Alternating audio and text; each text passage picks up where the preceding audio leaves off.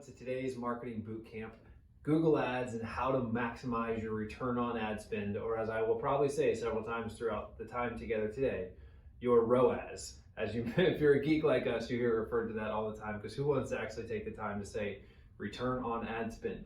So we're going to dive into that topic. Excited about some of the things we're going to share with you today, and excited that you guys are along for the ride with us. Quick intro, my name is Matt. As I said, I'm the founder of Q4Launch. We are a destination marketing agency based in Charleston, South Carolina. We have a team of 50 working in our Charleston office here, and are really excited about the chance to partner with so many of you. I know many of our customers are on today's webinar or bootcamp, as well as many of the 10,000 or so people that follow our bootcamp series. So thank you guys for being here. We've been getting a ton of great feedback on our bootcamp series, a little different from our traditional webinar series that we do about every 2 weeks. So thank you for that. Thank you for those emails and the text messages for those of you who text me. Not encouraging everyone to text me, but for those of you who do, thank you for that. It's been fun. I've been appreciating that encouragement. If there's anything you've learned over the last few weeks in our bootcamp series, would love an email or a shout out with that, or a Google review, or something to just say to help us know what you're learning from, what you appreciate, or any ideas that you might have, things you want to hear from us about, topics you'd like us to teach on. Email us those as well. So as I mentioned, we're a destination marketing organization. We specialize in working with vacation rental managers, hoteliers, bed and breakfast innkeepers, and destination marketing organizations to help put heads in beds or drive people to your destinations. And today we're going to be talking about a really important topic, Google Ads. And we're going to dive into a lot of different parts of this. Some of it's going to be more advanced technical stuff than some of you really want to be a part of, but stick with us. Some of it's maybe a little more entry level than some of your skill sets, but we're going to try to cover all those bases, as well as take a look ahead at 2020 and what we think is going to happen with Google Ads in 2020. So some really important information. You definitely want to stay tuned. As we dive into this, we also want to give you a quick shout out for our last 2 marketing boot camps before the end of the year. 5 tips for revenue generating email marketing. That's coming up next week on December 10th.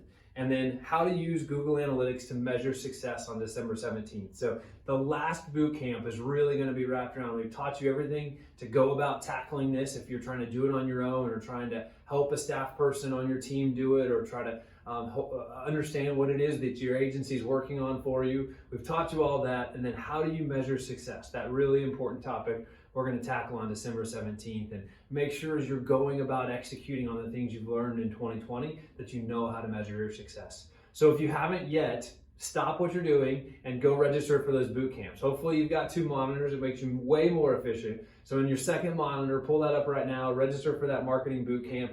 We will put the URL for you on the screen there, so you can see that below. Check out that URL, register for the marketing bootcamp, as well as share that with a friend. Share it on social media, forward the email that we send you with the invitation to it, post it wherever you want, post something that you learned from today to encourage other marketers that you know. Whatever you want to do, share that information, because we all know people that could benefit from learning more about how to execute on their marketing strategy. So share that with them. We would appreciate it, and I'm sure they would as well, as they learn this free information that we share. So with that out of the way, let's dive into our topic for today, starting our process of maximizing our return on ad spend for 2020. And let's start that by laying some groundwork here. We want to talk about a couple things. One, we want to define what ROAS is for you. For those of you that might be new to the term, it's return on ad spend. So essentially, it's the revenue your ads generate divided by your ad spend. It gives you your return on ad spend. And if you're using Google Ads, or really any paid advertising that you can track like that, it's going to be your &1 measure of success, the thing you should be looking at most closely. All the other indicators will lead to that. I was talking to somebody earlier today, and I said, and they had really bad ad performance. And I was like, your agency might be talking to you about click-through rate and impression share and all these other metrics. But the reality is those are important to an extent. But at the end of the day, what really matters is revenue from the ads and return on ad spend. And as you're having a conversation with them about where's the return on ad spend, and they keep pointing back to those metrics, chances are the data is right, what the data is showing is true, and that's that your ads aren't performing. So we want to see return on ad spend. That's our ultimate measure of success. Those other indicators are important, but they have to result in return on ad spend.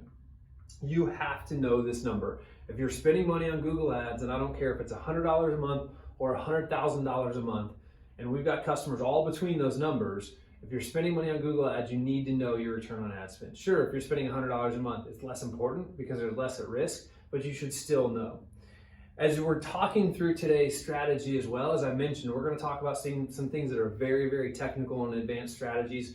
We're also going to talk about some very basic entry-level information to try to speak to the vast audience that we have, people at all different walks of life and different skill sets. So as we do that, please make sure that you match your management complexity or your expectations of your management complexity with your budget. If you're spending $500 a month on Google Ads, you just simply can't manage it as aggressively as if you're spending $100,000 or $50,000 or $5,000. The complexity of the management has to scale with the budget in and of itself. So saying that partially for our customers who are joining us as well. So if you're spending $500 a month, not everything I say to you is stuff that we can physically do for you, because budget-wise, it doesn't make sense to spend 10 hours a month managing a $500 a month budget. It wouldn't be cost-effective for you. So you've got to maximize your return on time as part of your maximizing your return on ad spend. So always factor that in. That's very true with Google Ads, but it's really honestly true of all marketing. You've got to match the complexity of what you're doing with what you're doing. Actually, I was talking to a prospective customer today, and he had this incredibly complex marketing automation sequence built. And I was like, you realize that like ladders 2, 3, and 4 of your marketing automation sequence are going to like 10 people because your list is so small. I was like, so you're spending all this time building this, and he was trying to pay us to build more campaigns for him. And I was like, honestly, you're not going to see a return on this investment. So I would be doing you a disservice to take this work. No one should be taking this work. He goes, no, I really just want to pay you X to do this. And I was like, I could take X to do that, but I'm not going to, because you're not going to see a return on the investment. And when you don't see it, you'll be upset with us. So you've got to factor that in and say, okay, let's match the complexity of what we're doing to the complexity of our organization and the budget we have to go with that. You also have to know that from the get-go, I kind of hate Google Ads. Like, I pushed back on our team a lot 3-4 years ago when they wanted to lean more heavily into Google Ads. I've always been a huge proponent of let's earn it rather than buy it. And I still am at my core, but at the same time, I can't reject what's happening in the marketplace and the trend that's going there. So when I'm saying this, I know a lot of people say, oh, I don't want to buy traffic. I don't want to buy traffic. And I agree with you. I don't want to either. But the reality of our current situation from a Google search perspective, which we'll dive into, is you may not have a choice. And if you're not participating in Google Ads at some level, you probably need to start participating in that. In 2020, or really be thinking heavily about it if you haven't tackled it in the past. So you might not love the idea. I don't love the idea, but I understand how important it is for our customers to grow their business. And now we've really invested a lot organizationally into doing this incredibly well.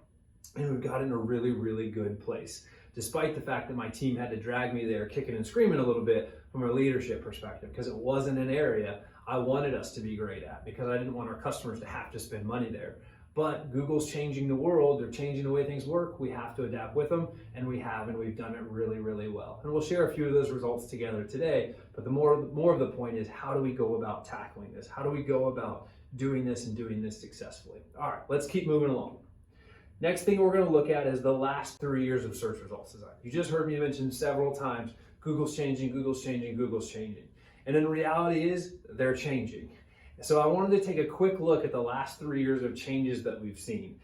There's hundreds of changes we've seen, but specifically 3 that are reducing the amount of share that are available on the organic side of things. So in February 2016, we saw a major change in the way search engine results were designed when Google moved paid ads from the top and the right sidebar to only being at the top. So essentially the right sidebar ads that used to exist, they eliminated altogether. They moved other things into that space. And on a lot of searches, they actually leave that space blank, but they created room for other things in that space.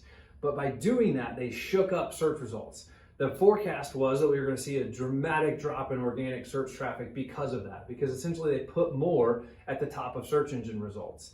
They put more things above the organic listings. I believe there used to be 2 ads there. Now there were 4 ads there. So if you were number 1 organically, you were actually number 3 on the list because there was paid ad, number 1 organic. At that point, they then moved 4 up there, so you became number 5. We didn't actually see a huge drop off in traffic from that, that in and of itself.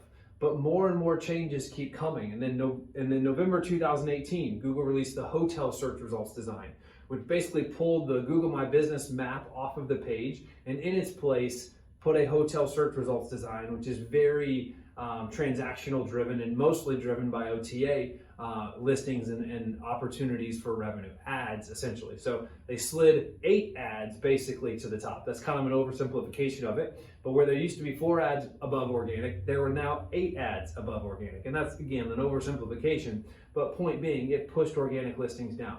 Then sometime between spring and summer, and it was a little bit different in all the different markets we work on the vacation rental side of our business, we saw this roll out to the vacation rental industry.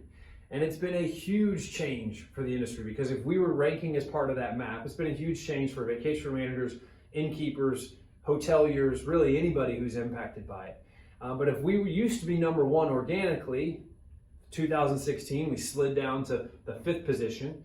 Now with this new maps result, if we were showing up in maps, now we slide down to the 9th position. So you could still be number 1 organically, and we could be working really hard to drive SEO success, and we own that number 1 spot. That's a great place to be. But now as the number 1 organic result, we actually find ourselves in the 9th position, just further decreasing the amount of clicks available to us from a search perspective. And that's really, really hard, because we're just moving further and further down that page. There's basically 2 whole screens you have to scroll down to even get to organic results. And fewer people are actually getting to the organic results before they click on a paid result. So it's a dramatic amount of change that we've seen in the last 3 years, just driving less and less search that ends up clicking on organic result. At the same time, less and less people are actually clicking on anything at all. About half of all searches never leave Google search results page. So you do a search, and with feature snippets and so much other information out there, about half of all searches never even leave that page to even begin to click on an ad or go to an organic listing. So from the beginning, we're only really getting about half of the search share. And that varies by keyword. That's a stat that kind of goes across all search. That's not specific to transactional keywords. I would say it's less than that. The percentage is higher than that on transactional keywords like we really want to be focused on, like hotels in Charleston or vacation rentals on the Isle of Palms or B&Bs downtown Charleston, whatever those keywords are. So it's a little different there. We have to know that by industry, but it's a big deal, and we're seeing a lot of change there, which tells us we probably have to lean a little bit more into search when we look at 2020, when we lean a little bit more into paid search in 2020 than we have in the past. So I mentioned this a little bit, that we used to be first, now you're 9th. There's a screenshot over here on the right side of the screen that just kind of shows you that experience. It's a heavily zoomed out screenshot to try to get that all on one screen, when in reality, this first part down to here really brings up kind of what we're looking at from the first screen, and then the map makes up the second scroll on that screen, if that makes sense. So a lot of change has happened in that space. The other part of this is we know it's going to get increasingly competitive in 2020. If you were with us last week, we talked a lot about supply and demand and what those curves look like. And we talked about the fact that there is more demand for Google Ads than there's ever been. At the same time, there's less supply, aka it's getting increasingly competitive. And while it's getting increasingly competitive, it's going to drive price higher, and we have to either increase our budget to get the same thing, or we have to change our bid strategy to try to get more aggressive with that. So I'm gonna read you this quote, because I know it's probably a little small to see on the screen, and it's not a total quote, but this is actually related to the third quarter earnings call from Expedia, just to kind of drive this home and show you how this is hitting at scale. But although Expedia notched what it considers to be a healthy room night growth of 11% in the third quarter, it saw its adjusted earnings come in lower than expected as Google shifted more volume towards its own paid products. Basically what I just told you was happening, forcing Expedia in a related shift to lean into higher cost marketing channels. So what they're basically saying is, we missed our targets. We grew revenue 9%, but their net income fell 22% in the third quarter of 2019. A huge drop in net income. And not all of that is related to this. There's other things in play at that were talked about on the earnings call. But that's one of the big things here, leaning into higher cost marketing channels. Basically shifting organic traffic that they used to get for free to paid traffic that costs more than free. So if that's happening for Expedia, who spends hundreds of millions of dollars every month on Google Ads, I guarantee you it's happening in your business as well. So that's so parts of that are direct quote from Åkerström from that third quarter earnings call. We're going to look at some more information here as we talk about that. As we talk about that, we expect to see continued shift from organic to paid in 2020. And this is just another quote from that same earnings call that drives that home a little bit. But Åkerström said headwinds from Google search engine practices as it downplays organic search in favor of its own Google Flights and Google Hotels, which Google Vacation Rentals actually tucks in underneath Google Hotels in this reference, are expected to be persistent through 2020. So the takeaway there, strong headwinds from Google search engine practices, downplaying organic search, we expect to be persistent through 2020. So that's what Åkerström's telling us that they're expecting to see at Expedia. Many of us compete for the same clicks that Expedia is competing for. We'll talk about that a little bit later as well. That tell us we're gonna see a headwind in this area in 2020, and we'd be remiss if we weren't adjusting our strategy. And that's two things, adjusting our Google organic strategy, but also adjusting our Google paid strategy, and in reality, adjusting all of our other marketing strategies as well, because if we're gonna lose some bookings there, we need to be planning to make up for those bookings. And Åkerström talked about some of the ways they're gonna try to make up for those bookings on his earnings call at a very high level. We're not gonna dive into that today, but you need to be thinking about this.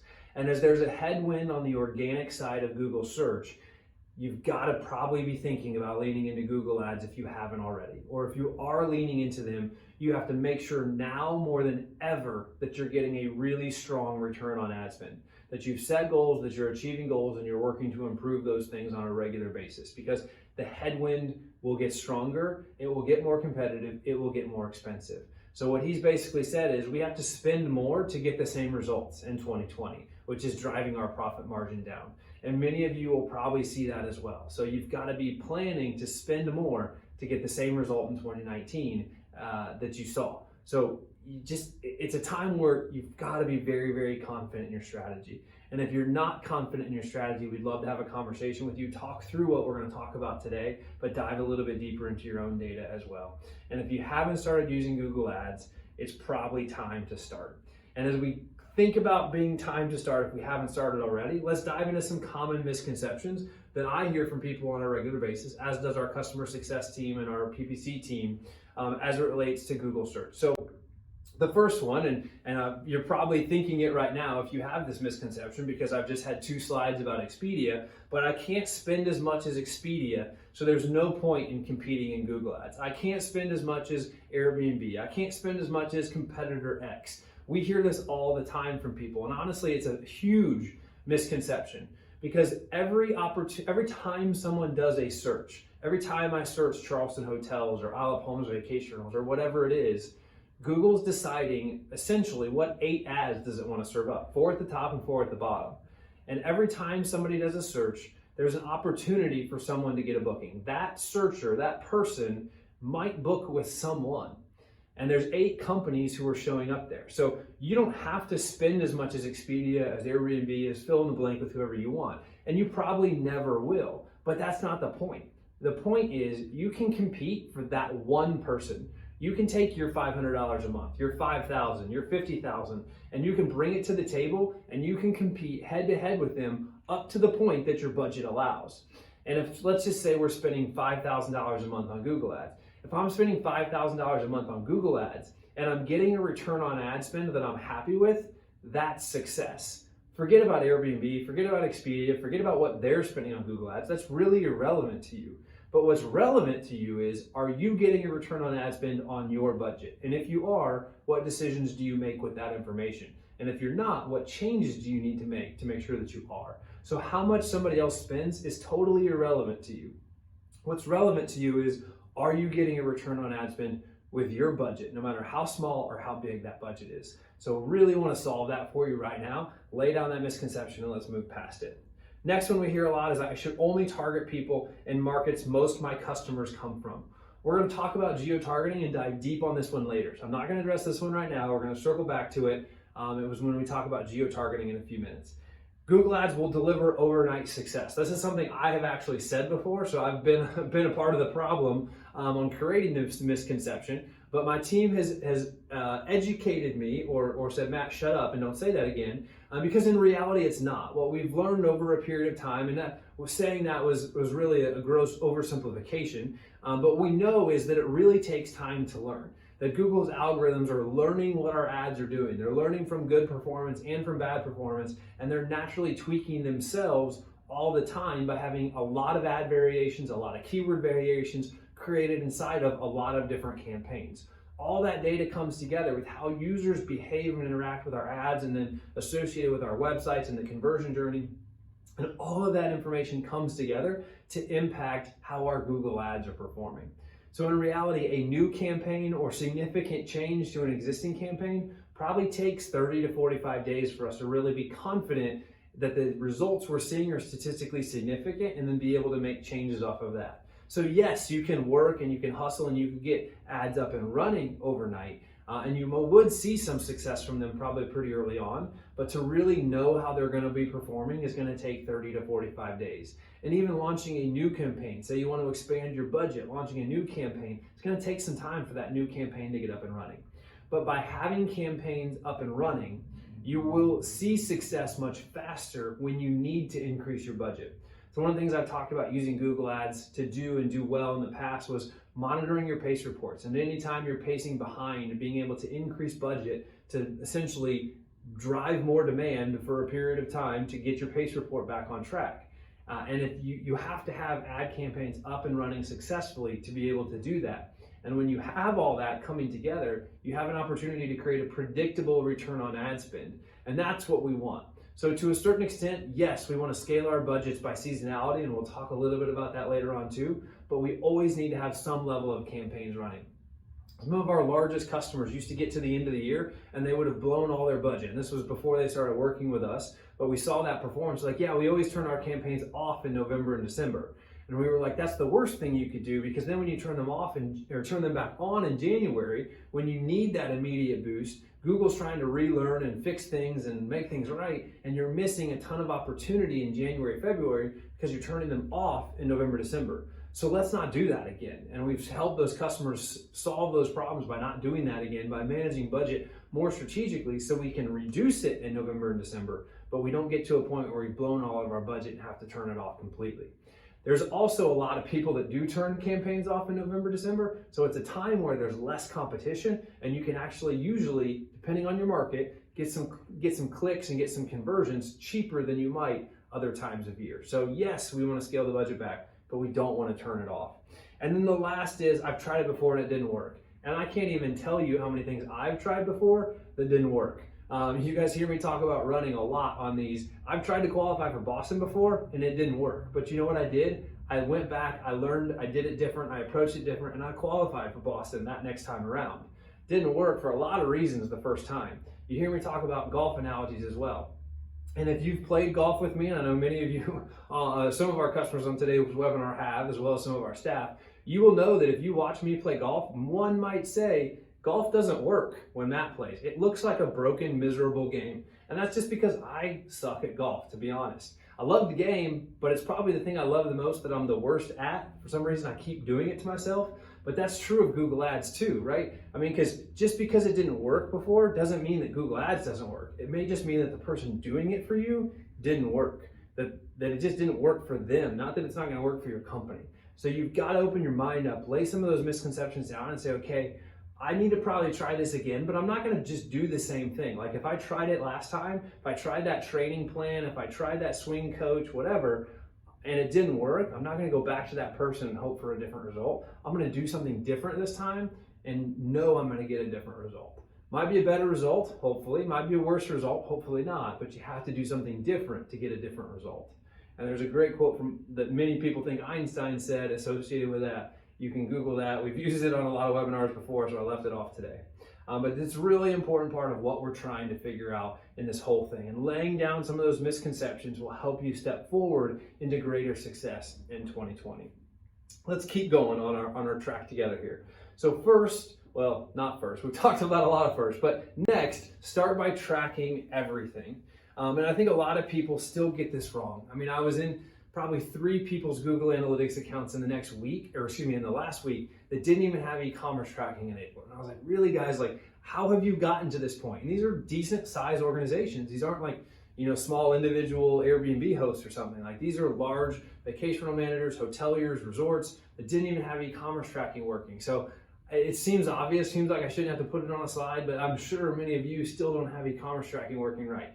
You've got to get that working right and trust that data, because if you don't trust the data, if it's not right, how in the world do we begin to make data-driven decisions if we're not confident in the data that we have? But we can't stop there either. We have to go past that. So really making sure that we're setting all of that up right. So that next step is to make sure we have ads and analytics set up correctly. Linking those two things to make sure that they're set up correctly. And there's steps you have to take on both sides of that equation to set that up correctly. I was talking to somebody today that had just transitioned to a new agency. They were already frustrated with things. And I was like, yeah, it looks like your ads got turned off on November 1st. And they're like, no, they didn't get turned off on November 1st. That's where we switched it to a new agency. I was like, well, your new agency hasn't completed the ads and analytics account linking. So there's no data flowing back and forth, or the data we're seeing isn't completely accurate. So they've got to go back and do that. And it's like, gosh, we just started and they haven't even done this yet. And I was like, yeah, well, give them the benefit of the doubt, maybe ads aren't running yet. Well, they opened up their ads account on the GoToMeeting, and unfortunately they were running. But the point being, like, so many people aren't great at this, back to the it didn't work thing we just talked about. You've got to make sure this is set up and tracking properly. And we'll show you some screenshots later on about how complex this can really get. Also look for additional conversion opportunities. Think about things that are important in your business, because that's one of the things Google Ads is going to look at when it's optimizing and it's showing and helping to target the users that perform best on your ads. So we need to give them as much data as we can to help their algorithm do a better job of putting our ads in front of people that want to see them. So call tracking, goal tracking for contact us, newsletter, form submission, viewing a page. You can go really over the top with this, or you can keep it pretty simple. Again, match the complexity to your budget, but that information helps feed it back. And maybe you're in a business that you can't do true e-commerce tracking. I was talking to a resort today, and parts of their business book online, like the lodging side, of course, but parts don't. And we were talking about how do we measure success for Google Ads with a part of our business that can't be booked online. And we talked through some different ways to do that, but these other goals are one of those ways you might be able to do that. And then all of this works together to refine targeting. All of these pieces of data, all these data points come together to help Google refine your targeting and get better, better, better. And that's why it takes some time to really get consistent results out of Google Ads. But what you can really do, in kind of this screenshot you probably can't really see down here, really hones in on some of our tracking PPC-driven phone calls. So really using PPC-driven phone calls as part of our metric of success. We try to capture phone calls from a conversion perspective and factor that into our return on investment or return on ad spend. But having actually tracking set up inside of Google Ads can help you do that. It won't close that gap completely as far as understanding how much of your ads have driven phone bookings, but it will help on that journey. So we're going to touch on a couple of things. It's going to get a little technical here in the next few minutes. So it's not my favorite part of it, but it's important stuff for you to make sure that you have. So as we dive into this, one, make sure you've set up proper campaign structure. And I want to move through this part pretty quickly. You can always hit pause on the recording and dive deeper into this. But segment branded from non-branded or generic keywords. And honestly, this is one of the things we see that agencies do poorly most often. A couple parts of it specifically. One, they'll have branded campaigns that are performing really, really well, which is like the easiest thing in Google Ads to do, get branded campaigns to perform well, because if they're searching for your brand name, of course, the propensity for them or the likelihood they will book is really, really high. But make sure that you also have successful non-branded campaigns. So sometimes people think, yeah, my Google Ads is working really well, but then when you get in there, what you see is 20% of their budget is going to branded search, 80% is going to non-branded search or generic keywords, and that 80% has a negative return on ad spend. It's just being overshadowed by the dramatically high return on ad spend that they're seeing on the other side of that. And we see that all the time, people making that mistake and have the majority of their budget creating a negative return on ad spend, whereas just a small portion of their budget creates such an inflated return on ad spend because it's all branded that hides the stuff that's not performing. Another trick we see agencies pull is they will actually hide branded keywords inside of a non-branded campaign to make a non-branded generic campaign look better than it really is. And whether it's intentional or not is debatable, but it's a strategy you can definitely use if you're trying to, do a little cloak and mirrors inside of Google Ads. So you've got to dive a little bit deeper to understand, is it actually working? is that actually working for me, or is there something else going on here? And those of you that have brand names that are also closely associated with keywords, this gets a little bit more tricky and difficult to say, is it branded or is it a generic keyword? There's honestly some overlap. Like we have some customer names that are basically keywords in and of themselves. So you've got to think about that a little bit differently. So it's a little challenging there. As we're doing that, we also want to segment generic campaigns by product offering. So thinking about your different products, rooms, rentals, cabins, chalets, real estate, corporate meetings, weddings, events, retreats, making sure that you're segmenting those campaigns apart and you're not putting all that together inside of one campaign, because it gets difficult for Google to drive targeted traffic to those product offerings if they're all tucked together inside of the same campaign. So make sure you're breaking campaigns apart as well. And then tailor your keywords, ad copy, and landing page inside of those campaigns relevant to the product that campaign is a part of. As you're doing this, we're again trying to match all these things together for the user and their intent, their search, their keywords, whatever it's going after. So that's really Google's goal, trying to find the best search result to match the search query on the paid and the organic side. Make it easier for them by setting your campaigns up well with the proper structure. If you have low contextual relevance, or you have a low relevance for whatever it is and you're trying to buy that click, you're going to actually have to pay more for it. So this is something we run into a lot, where people try to bid on a competitor's brand name. They don't have very high relevance for that. So they pay more to get a click that's actually less likely to book. So typically not a strategy we recommend, but that's true of anything. If your campaign, your landing page, your ad copy, all that's not coming together at a highly relevant place, and this is one of the reasons landing pages, ad copy, and campaigns are so important to work together, you're gonna pay more for your clicks. And this is one of the strategies we use with our customers to actually get their cost per click down after taking over their campaigns, is increasing the relevance of this, or increasing the quality score associated with these campaigns. So a really important part of a strategy to get this right, because it's going to impact how much you have to spend to get the clicks you're trying to get. And how much you spend to get the clicks will directly impact what your return on ad spend is. So if we can reduce what it costs us to get clicks, our cost per click, our CPC, we will drive our return on ad spend higher. Makes a lot of sense, very simple, but very complicated in the execution of actually getting that cost per click down. We also want to touch on some common lingo to understand. And my caution here is, if you don't already know this, if you could not tell me the definitions of these things on the screen, and I'm not going to read them to you, you can pause this and read them on your own. But if you don't know these already and this is new information and you couldn't cite the definition, that's a great sign. You should not be managing your own Google ads. You should be leaning on someone to help you. There's a lot of things you can do and do well on your own. This is not one of them, in my opinion. This is incredibly complex, much, much more complex than social media or email marketing. SEO and PPC are some of the more complex parts of digital marketing. So you really have to know what you're doing, and you can waste a lot of time and a lot of money if you don't. But a couple match types you need to know and understand: broad match modifier, phrase match, and exact match, and understanding how to go about those different match types and what's the right mix for you. So not going to go over those definitions today for time's sake, but you can look at that, you can Google those, and you'll find a great in-depth definition of those, and then it can start the formulation for how to work those into your strategy. A few more lingos that we need. Branded search, I talked about that already, but that's essentially bidding on variations of your brand name, and you need to know who else is bidding on variations of your brand name. If you list with the OTAs or the online travel agents like Expedia, Booking.com, Airbnb doesn't usually do branded search, at least that I've seen up to this point, or bid on branded search that I've seen to this point. But the true OTAs, the traditional OTAs, very much do. And if you're listed with an OTA, that's probably a sign you should be doing branded search. You need to make sure that you're balancing your budget of branded search accordingly, though. I was talking to somebody again just about a few days ago, and their agency, it looked like their Google ads were performing really well, but when they got in there, they had 100% of their budget going to branded search. And they don't list with the OTAs, and they don't have any competitors bidding on their name, but their agency just took the path of least resistance and put all their money onto their brand name, and it made 0 sense. It was a terrible strategy and a huge loss of budget for them for 2018. Now, should they have some of their budget going to branded search? Absolutely they should. And if they had a competitor bidding on it or an OTA bidding on it, that percentage of budget should increase, but it shouldn't have been the majority of their budget.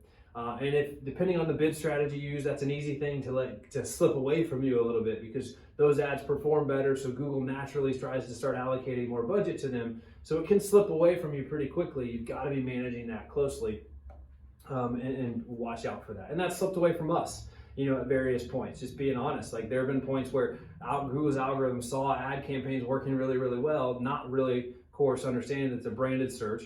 And Google just kept putting more budget to it, and we've had to rein it in at different points.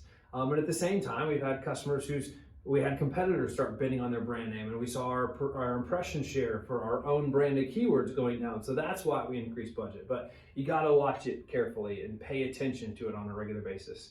Negative keywords, also something you need to understand, but essentially blocking your ads from appearing for irrelevant searches that you don't want to appear for.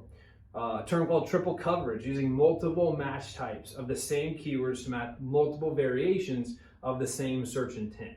Gets a little bit more complicated, but can really help as well and be a very effective strategy. And then geo-targeting, which we're going to dive deeper into here in just a second, to target users based on their specific search location. Let's talk about geo-targeting for a minute. It seems intuitive, right, to target people just off the geography that most of your customers are coming from. We talked about that as one of the misconceptions.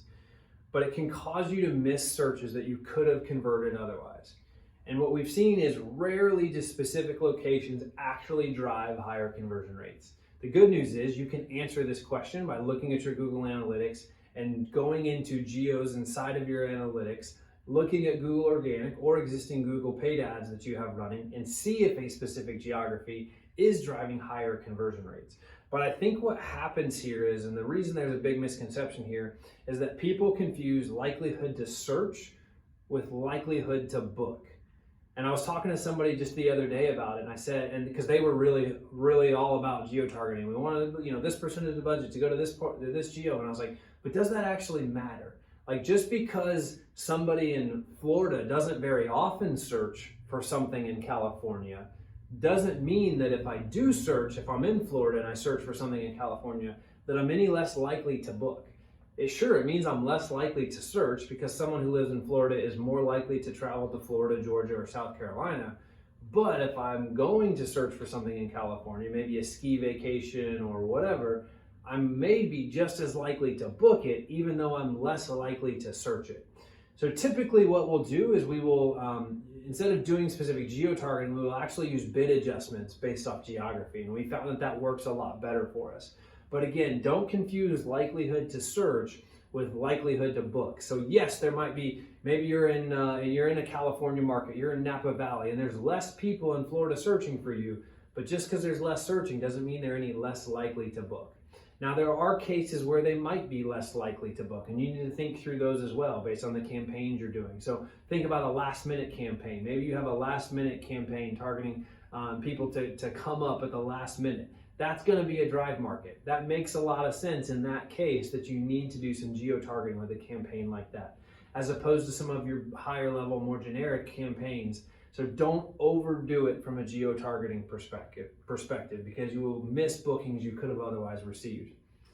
We also have an opportunity to do explicit location blocking to help block clicks from negative geo-targets. So it's and there's a map here of some notorious geo-target blocking spots that we block a lot of clicks from, or some junk traffic sources. So all these places in red are places we have specifically blocked and have built custom filters to block traffic from these locations. So think Russia, right? I mean, all the Russia hacking and hoaxes that are out there that you hear about in the news. Can anybody give me a hashtag fake news on that, right? I mean, there's so much going on with all this stuff. We probably just want to block some of the people searching. Now, you might say that kind of goes against the point I just made, but there are some markets where, yes, we might lose a booking from that market, from Russia, but there's so much waste and junk traffic from those markets that we don't care because the cost of getting that junk traffic is way more expensive than that one booking we might miss. So understanding what are those places we need to do location blocking from, and putting those filters into your campaigns to make sure you're not wasting traffic or wasting budget inside of your Google ads. There's a stat I've shared in a lot of webinars or a lot of boot camps before, and said that WordStream, a software company that helps manage Google ads, they released a statistic that 70% of all Google Ads budgets are wasted, which is one of the reasons I have always hated Google Ads, because we take over a lot of ad campaigns these days, and that stat almost always plays out to be true for the people who are taking over their campaigns, that they've been wasting 70% of their budget. And I've told you many of those stories today about people who I've been talking to just in the last 2 weeks that are wasting a lot of their budget as they're preparing their budgeting for 2020. And I don't want you to fall into one of those categories. And this is just one small way you can make sure you're not doing that, by doing location blocking. Let's touch on a few other quick tips we'd be remiss if we didn't touch on. One, you can use custom audiences. Can't get into it today, how to create these, but there's articles out there on how to do that. Can really be helpful for you. You can also adjust bids by device, age, gender, income, kids, marriage status, lots of other criteria. You can adjust your ads based off those things. You can also experiment with several bidding strategies. There's 12 plus bidding strategies inside of Google Ads. So this can get really time consuming, and it takes a lot of testing to do it well, which honestly is one of the advantages of working with somebody who focuses in the same industries again and again and again, because they've already done a lot of this testing. We've already done a lot of this testing. And when we see new opportunities, new bid strategies out there, we can test them at scale and roll those out across our customer base very efficiently, much more efficiently than you could do it if you only had one customer in that vertical or that industry, or you were managing it yourself.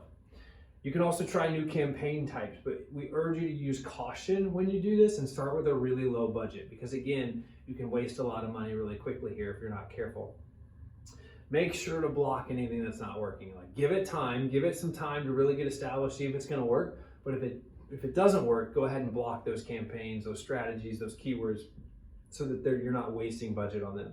And then adjust spending and bids by season. We talked about this before, but this is actually this blue line up here is actually one of our real customers. That's real customer data, and that shows our monthly budget based off of how we're allocating it according to month, to match a whole myriad of statistics we pull together to do forecasting and modeling on the paid side of search, and what are the best months to spend and when should we be allocating budget based off a bunch of different data points. And we're doing more and more of that. It gets a little complex, so we're not doing it on all of our accounts because we simply don't have time with some of our smaller budgets, our smaller budgeted accounts, to do kind of complex modeling like this. But this modeling helps us understand when should we be spending budget, what should we be bidding on at certain times of year. So with larger budgets, it can be very, very effective and has worked really, really well for us. And we're rolling it out to more and more people in 2020. It gets a lot more complex from a tracking and budgeting perspective, but can be very, very effective.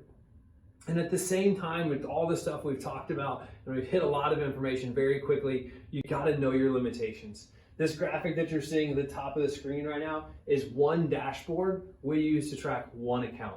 That's high-level dashboard information, which means there's formulas and tons of data behind the dashboard, and it's one account that we're tracking there. So know your limitations. As I mentioned a minute ago, 70% of the average Google Ads budget is wasted, and I don't want you to fall into that 70%. Ads Express is also not your friend. You know, Google knows ads is complex, so they launched Ads Express to try to make it easier, and it's not your friend. Typically, we see worse performance out of Ads Express accounts when we take them over than people who don't know what they're doing, just using regular Google Ads accounts. And I don't know if this is true, but it seems like from the accounts we've taken over, somehow Ads Express maxes out or like tops out return on ad spend at like 2 to 3x. And I don't know why that is, but it's been pretty consistent trend in the Google Ads Express accounts that we've taken over.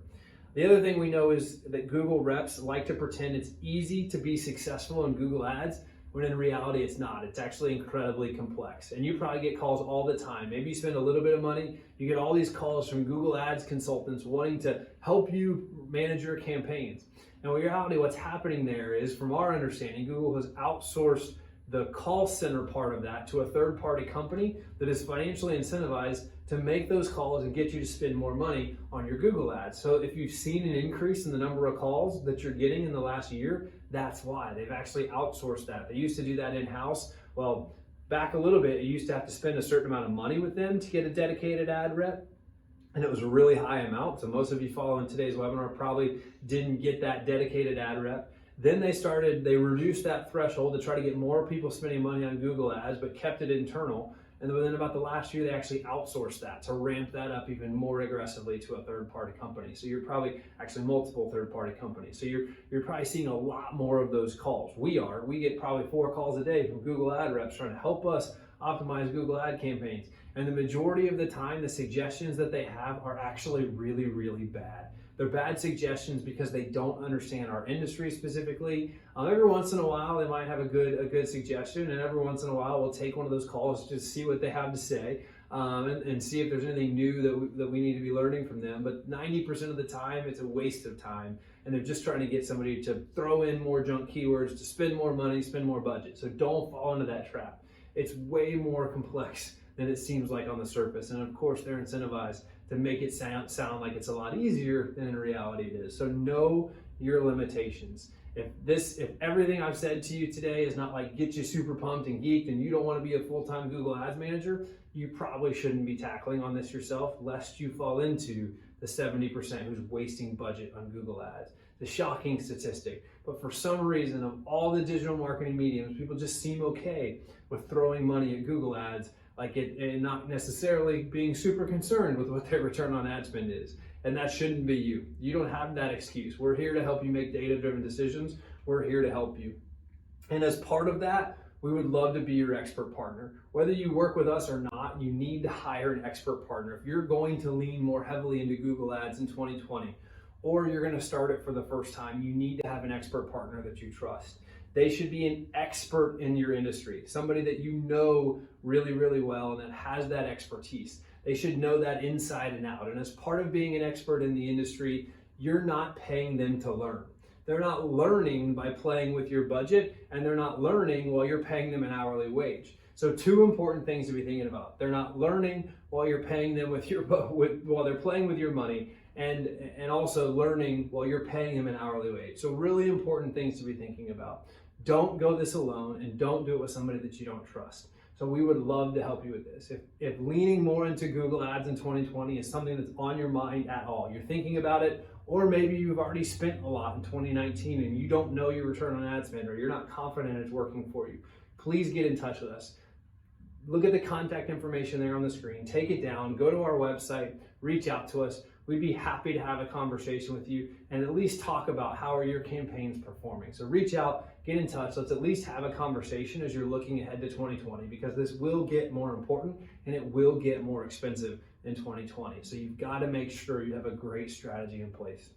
Thanks everybody for tuning in today. Today's bootcamp's been a little bit more technical, geeky than we usually are in our bootcamps, but it's a lot of technical information about a complicated topic. So thanks for hanging with us. Make sure that you're registered for our last 2 boot camps of the year. The one coming up on December 10th on revenue generating email marketing, and the one on December 17th about how to measure success with Google Analytics. You won't want to miss either of those 2 things. If there's anything we can do to help about anything we've talked about or talked about in the past, I know we've talked a lot about Google Ads or exclusively about Google Ads today, but please don't hesitate to get in touch with us. We'd be happy to have just a 15-minute conversation about what's going well, what's not, how are things performing, help you understand, are you on a good track or are you not, and what could we be doing differently with your paid advertising or any other part of your digital strategy. But you have to have a successful plan in place now to have a successful 2020.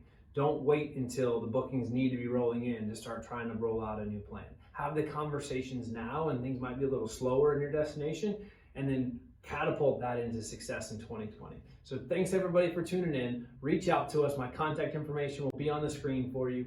You have my email address and phone number as well, but don't hesitate to contact us if there's anything we can do to help you and your organization drive more bookings in 2020 and help free up your time to focus on the other parts of your business that you're passionate about. Thanks.